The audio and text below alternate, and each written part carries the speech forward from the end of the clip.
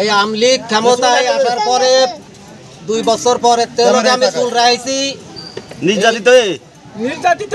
নির্যাতিত হয়ে আমার বাড়ির লোকজনেও রাত ভাগ করে, তাও আমি কাটাই নেই। গ্রামের আমলিগের লিডাররাও অনেক কথা কয়, তারপরে লগে আমি কাটি নেই। অনেক হাসিনা পদত্যাগ করে দেড় সাইডে পলাইছে। আমি নিয়ত করেছিলাম যে আমলিগ চলে যাওয়ার পরে চুল কাটাবো, আমি চুল কাটাই ফেলছি। চুল কাট দুধ দিয়ে গোসল করবা?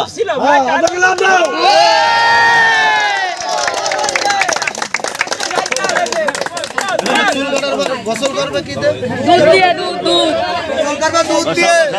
এটা বলেন, এটা বলেন। চুল কাটাবো দুধ দিয়ে গোসল করবে ভাই। মনের রাগ কি মেটেছে ভাই? সুধী গ্রামবাসী, আপনারা এইমাত্র আবার ছোট ভাই ফিরোজ আহমেদের কাছে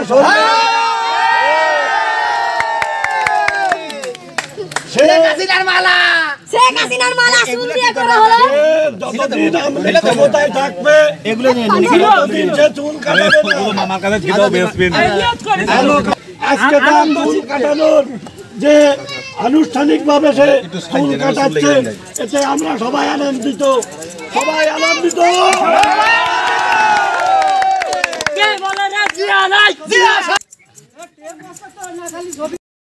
সে নিয়োগ করেছিল যে যতদিন আমলিগ সরকার ক্ষমতায় থাকবে সে চুল কাটাবে না। 15 বছর সে চুল রাখেছে। অনেক সময় অনেক বাধা বিপত্তি উপেক্ষা করে সে চুল কাটাই নেই।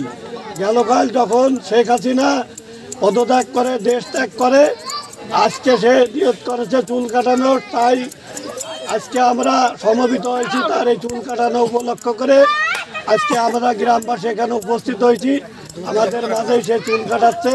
আমরা তার এই চুল কাটানো অনুষ্ঠানে আমরা সবাই আনন্দিত এবং উৎফুল্লিত। চুল কাটানোর পরে তারে আমরা দুধ দিয়ে গোসল করাবো, পবিত্রতা করবো দুধ দিয়ে।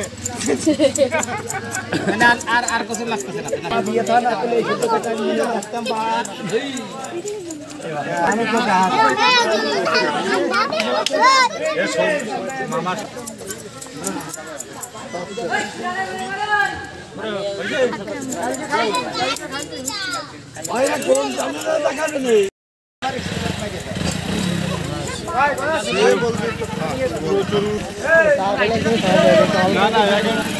নতুন চুল উঠে ভালো হচ্ছে।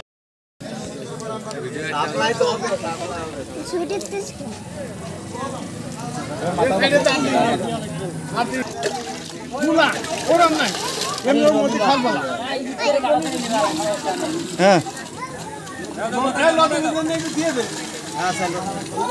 আরেকবার দেবো।